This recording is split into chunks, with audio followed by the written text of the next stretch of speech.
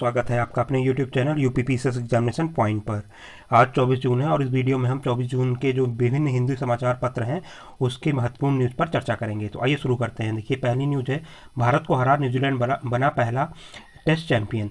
तो जो first test championship थी वो न्यूजीलैंड और भारत के बीच आयोजित की गई थी सैमहाउटन में। ठीक है, तो उसमें जो है जो न्यूजीलैंड की कप्तानी कर रहे थे केन विलियमसन और भारत के थे विराट कोहली। और विराट कोहली फिर से एक बार आईसीसी खिताब का जीतने से चूक गए हैं। ठीक है, और ये खिताब जो है किसने, पहली बार इतिहास में ये टेस्ट चैंपियनशिप हुआ था। ठीक है, और इसका चैंपियन बन गया है न्यूजीलैंड। चलिए दूसरी न्यूज़ की ओर बढ़ते हैं। दूसरी न्यूज़ है, एंटीबॉडी को चकमा देने में माहिर है डेल्टा प्लस। तो अभी कल ही एक जो कल वीडियो हमने डिस्कस किया था जो है ये करंट अफेयर्स डेली न्यूज़पेपर का, उसमें हमने बताया था कि जो अल्फा बीटा गामा डेल्टा, ठीक है, ये 4 नए वेरिएंट हैं किसके, कोरोना के। ठीक है, और ये जो है म्यूटेशन करके, जो अपना म्यूटेशन जिसको हम हिंदी में उत्परिवर्तन करते हैं, अब उत्परिवर्तन होता क्या है कि डीएनए में स्थायी परिवर्तन करके ये लोग जो है अपना स्वरूप चेंज कर लेते हैं। ठीक है, जिससे क्या हो रहा है कि ये जो है जो वैक्सीन है उस पर प्रभावी ना हो सके। ठीक है, तो ये डेल्टा जो म्यूटेशन है बहुत ही खतरनाक है। और भारत में जो सेकंड वेव आया था उसमें डेल्टा का जो है, जो डेल्टा म्यूटेशन का था वो उसके केसेस बहुत ज़्यादा देखने को मिले थे। अभी एक नया स्वरूप आ गया है डेल्टा प्लस। ठीक है, और देखिए देश में 40 और दुनिया भर में 206 मामले इसके। ये जानिए कितना खतरनाक हो सकता है ये। तो ये खतरनाक हो सकता है, इसलिए आइए अगला देखते हैं। जो ICMR ने कहा है कि जो तीसरी लहर आएगी उसमें जो है डेल्टा प्लस जो है डेल्टा प्लस के मामले ज़्यादा देखने को मिलेंगे। ठीक है साथियों, चलिए अगली न्यूज़ की ओर बढ़ते हैं। अगला न्यूज़ है डेल्टा प्लस पर यूपी सरकार सतर्क। जो अब ये कोरोना वायरस का वेरिएंट है, नया वेरिएंट है डेल्टा, इससे जो है यूपी सरकार पूरी तरीके से सतर्क हो गई है और इससे लड़ने के लिए जो है नए कदम उठाए जा रहे हैं। देखिए फ्रांस, जर्मनी और नॉर्वे ने बढ़ी चिंता, इसलिए जो है अब ये उत्तर प्रदेश भी इसको लेकर सचेत हो गया है। ठीक है साथियों, चलिए अगली न्यूज़ की ओर बढ़ते हैं। अब देखिए ये बहुत ही अच्छी न्यूज़ है। जमशेदजी टाटा, जो कि टाटा समूह के जो है संस्थापक थे, वो 100 वर्षों में दुनिया के सबसे बड़े दानवीर बन गए हैं।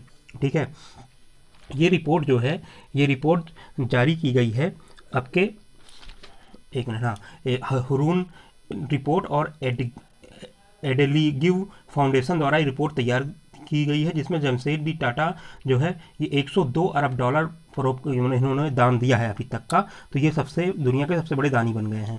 और दूसरा देखा जाए तो सेकंड स्थान पर बिल गेट्स और मिलिंडा गेट्स हैं, जिन्होंने 74.6 अरब डॉलर का जो है दान दिया है। और तीसरे नंबर पे अजीम प्रेमजी हैं, जो कि 22 अरब डॉलर, तीसरे नहीं मतलब भारत के जो एक और 50 दान वीरों की सूची में जिनका भी नाम है, किनका जो है, अजीम प्रेमजी का भी, ये 22 अरब डॉलर जो है दान ये कर चुके हैं। ठीक है साथियों, तो आइए आगे बढ़ते हैं। जबकि इसमें बताया गया है कि जो दुनिया के सबसे अमीर लोग हैं, जैसे वारेन वेफे, जो जेफ बेजोस या बिल गेट्स, ये लोग जो है इन सूची में 50 दानवीर की सूची में नहीं है। ठीक है, चलिए आगे बढ़ते हैं। अब चीफ जस्टिस ही होगा मास्टर ऑफ रोस्टर। तो मास्टर ऑफ रोस्टर क्या होता है? मास्टर ऑफ रोस्टर जो है एक जो चीफ जस्टिस होता है उसका अधिकार होता है कि वो कौन सा मुकदमा किस जज के समक्ष सुनवाई के लिए लगाएगा। यही मास्टर ऑफ रोस्टर का काम होता है। और ये होता कौन है? ये चीफ जस्टिस होता है।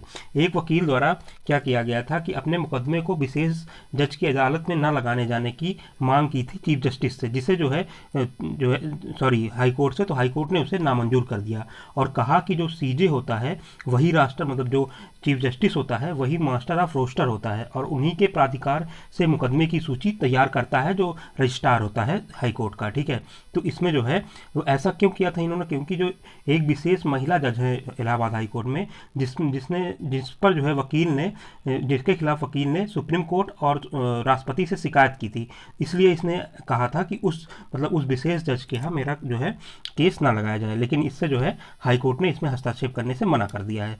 चलिए अगली न्यूज़ की ओर बढ़ते हैं। अगली न्यूज़ है, गरीब कल्याण योजना के तहत मुक्त खाद्यान्न है उसका आवंटन जो है नवंबर तक बढ़ा दिया गया है। अब पीएम गरीब कल्याण योजना जो है, इसके अंतर्गत कई सारे घटक थे और लगभग 7 लाख करोड़ रुपए जो है इसमें खर्च करने की बात की गई थी। और चौथे चरण के अंतर्गत जो है पीएम गरीब अन्न कल्याण योजना जो है उसमें जो है भारत जो ये क्या है योजना जो है राशन कार्ड वाले लोगों की संख्या 80 करोड़ हो गई है और प्रत्येक महीने मिलने वाले अनाज इसके अतिरिक्त जो है जो प्रत्येक महीने राष्ट्रीय खाद्य सुरक्षा अधिनियम 2013 के अंतर्गत प्रत्येक महीने जो खाद्यान्न मिलता है उसके अतिरिक्त 5 किलो अनाज मिलेगा। जितने भी मतलब वो जितने भी नाम होंगे राशन कार्ड में उन प्रति व्यक्ति 5 किलो मुक्त अनाज दिया जाएगा। ठीक है, अब देखते हैं राष्ट्रीय खाद्य सुरक्षा मिशन अधिनियम 2013 क्या है। तो ये जो है 10 सितंबर 2013 को ये लागू किया गया था और इसमें क्या है कि ये रियायती दरों पर लाभार्थियों को खाद्यान्न उपलब्ध कराया जाता है। और इसका उद्देश्य क्या है कि गरिमा पूर्ण जीवन जीने के लिए वहनीय मूल्यों पर गुणवत्ता युक्त खाद्यान्न मात्रा उपलब्ध कराते हुए उन्हें खाद्य और पोषण सुरक्षा प्रदान करना। इसके अंतर्गत 75% जो है ग्रामीण आबादी कवर की गई है जबकि 50% शहरी आबादी की कवर की गई है। टोटल जो पूरे देश की लगभग 67% जो है हिस्सा जो है आबादी का 67% हिस्सा इस जो है खाद्य सुरक्षा राष्ट्रीय खाद्य सुरक्षा अधिनियम के अंतर्गत आता है। ठीक है, अब आगे देखते हैं इसमें प्रावधान क्या क्या किया गया है। इसमें किया गया है कि प्रति माह प्रति व्यक्ति 5 केजी खाद्यान्न दिया जाएगा जिसमें चावल जो है 3 रुपये प्रति केजी, गेहूं 2 रुपये प्रति केजी और मोटा अनाज 1 रुपये प्रति केजी किया जाएगा। इसके अलावा जो अंत्योदय अन्न योजना है उसके अंतर्गत जो 35 केजी प्लस प्रति जो 35 केजी खाद्यान्न है प्रति परिवार प्रति माह है वो भी जारी रहेगा। ठीक है, और गर्भवती महिलाओं तथा स्तनपान माताओं को गर्भावस्था से बच्चे जन्म के 6 माह तक तो जो है भोजन के अलावा कम से कम 6,000 रुपये मातृत्व लाभ दिया जाएगा। और 14 वर्ष के जो बच्चे हैं उनके लिए भोजन की व्यवस्था की जाएगी मिड डे मील जो है उसके अंतर्गत। ठीक है, और खाद्य सुरक्षा भत्ता यदि भोजन नहीं दिया जा पा रहा है मतलब ये खाद्यान्न अगर नहीं देने में सामर्थ्य है गवर्नमेंट तो उन्हें खाद्य सुरक्षा भत्ता दिया जाए। चलिए अगली न्यूज़ की ओर बढ़ते हैं। अगली न्यूज़ है बच्चों की आंखों में मायोपिया का खतरा। कोरोना महामारी के कारण क्या हुआ है कि वर्क फ्रॉम होम और विद्यार्थियों की ऑनलाइन पढ़ाई का जो है जो ये है कार्यक्रम बहुत तेज़ी से बढ़ा है। ठीक है, इससे क्या हो रहा है कि जो बच्चे हैं वो टीवी कंप्यूटर का बहुत ज़्यादा यूज कर रहे हैं। ठीक है, जिससे क्या हो रहा है कि मायोपिया क्या होता है ये दूर की वस्तुओं का धुंधला जो है दिखाई देता है। इसमें मायोपिया में दूर की वस्तु धुंधली दिखाई देती है और पास की वस्तु साफ दिखाई देती है जिसे हम कह सकते हैं कि निकट दृष्टि दोष।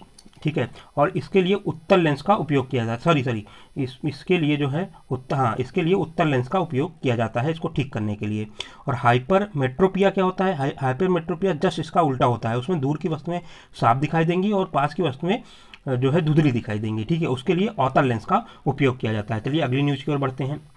अगली न्यूज़ है रविंद्र जडेजा बने दुनिया के नंबर 1 टेस्ट ऑलराउंडर। देखिए इन्होंने रविंद्र जडेजा ने वेस्ट इंडीज़ के जो जेसन होल्डर हैं उनको पीछे छोड़कर नंबर 1 ऑलराउंडर बन गए हैं। ठीक है, तो ये वैसे ही बहुत अच्छे फॉर्म में चल रहे हैं इसमें रविंद्र जडेजा। चलिए अगली न्यूज़ की ओर देखते हैं। नाव के लिए देश का पहला सीएनजी स्टेशन कहाँ बनाया गया है? काशी के खगड़िया घाट पर जो है नाव के लिए पहला सीएनजी स्टेशन बनाया गया है जिसमें क्या किया है गेल ने एक अस्थायी सीएनजी स्टेशन को स्थापित कर दिया है। ठीक है, चलिए अगली न्यूज़ की ओर बढ़ते हैं। अब ये न्यूज़ है हिंद महासागर में भारत और अमेरिका का युद्धाभ्यास शुरू हो गया है। तो भारत और अमेरिका का जो है युद्धाभ्यास शुरू हुआ है। इसके पहले जो है संयुक्त युद्धाभ्यास जो है एक युद्धाभ्यास नाम से ही जो है एशिया के सबसे बड़े फील्ड फायरिंग रेंज बीकानेर के महाजन फील्ड में शुरू किया जो है फरवरी 2021 में किया गया था। और कौन कौन से एक्सरसाइज होते हैं भारत और अमेरिका के बीच? ब्रज प्रहार होता है जो कि थल सेना दोनों देशों के थल सेनाओं के बीच होता है। टाइगर ट्राइफ होता है जो कि तीनों सेनाओं की संयुक्त प्रेजेंटेशन होती है। और मालाबार अभ्यास होता है जो कि जो इंडिया यूएसए और जापान है ये तीनों देश मिलके इसमें पार्टिसिपेट करते हैं। चलिए अगली न्यूज़ की ओर बढ़ते हैं। अब देखिए ये है कि 31,542 एमएसएमई इकाइयों को योगी ने दिए 2505 करोड़। ठीक है, अब इसमें हुआ क्या है कि जो है ऑनलाइन स्वरोजगार जो है संगम में 9 जिलों में एक उत्पाद एक सुविधा केंद्र लॉन्च किया है जो है अपने चीफ मिनिस्टर योगी आदित्यनाथ जी ने। ठीक है, इसके साथ साथ इन्होंने जो अभी हमने कल ही पढ़ा था कि जो एमएसएमई हैं ये सबसे ज़्यादा रोजगार देने के मामले में उत्तर प्रदेश इसमें नंबर 1 था। ठीक है, और अभी इन्होंने क्या किया है कि कुछ रोजगार स्वरोजगार संगम में एसएमएमई एमएसएमई को प्रोत्साहन के लिए कुछ ऋण प्रदान किया है। अब एमएसएमई जो होते हैं, जैसे माइक्रो स्मॉल मीडियम इंटरप्राइजेज होते हैं, तो माइक्रो जो जो है इंटरप्राइजेज होंगे, उनका जो है टर्नओवर अगर 5 करोड़ है तो वो माइक्रो इंटरप्राइजेज के अंतर्गत आएंगे। यदि कोई इंटरप्राइजेज जिसका जो है टर्नओवर 5 करोड़ से 75 करोड़ के बीच में है तो स्मॉल इंटरप्राइजेज वो कहलाएंगे। और जो जिनका टर्नओवर जो है 75 से 250 करोड़ के बीच में है, ऐसे जो है इंटरप्राइजेज मीडियम इंटरप्राइजेज कहलाएंगे। ठीक है, चलिए आगे चलते हैं अगली न्यूज़ की ओर। अगली न्यूज में है 3/4 हिस्से में मानसून सक्रिय है और खरीफ की खेती में पकड़ा जोर। ठीक है, तो अब इसमें क्या जो है, 3 जून को केरल में मानसून, केरल के तट पर मानसून आ गया था। मानसून कौन से पवन आता है? अरब सागर से। तो दक्षिणी पश्चिमी जो है हवा पवनें होती हैं, इनके थ्रू जो है मानसून भारत में आता है, जिससे पश्चिमी घाट पे बहुत ज़्यादा वर्षा देखने को मिलती है। अब देखिए आप खरीफ फसल होती है ये कौन कौन सी होती है, आइए देख लेते हैं। अब देखिए इसमें है कि सबसे जो प्रमुख खरीफ फसल है वो धान है, मक्का, फिर उसके बाद मक्का है, ज्वार है, बाजरा है, मूंग है, मूंगफली है, गन्ना है, सोयाबीन है, उड़द है, तूर है, ठीक है, कुल्थी है, उसके बाद जूट है, ठीक है, कपास है, रागी है, तिल है, सूरजमुखी है। तो ये सब खरीफ फसल हैं और आप मुझे कमेंट करके बताइएगा कि रबी फसलें कौन कौन सी होती हैं। ठीक है साथियों, चलिए अगली न्यूज़ की ओर बढ़ते हैं। ठीक है, ये तो हम देख चुके हैं। अब देखिए अब सुपर वैक्सीन बना रहे हैं, जो है भूल जाइए वेरिएंट, अब आ रहे हैं जो alpha beta gamma delta delta plus, ये जो विभिन्न वेरिएंट हैं जो है कोरोना के, इसके लिए सुपर वैक्सीन बनाई जा रही है।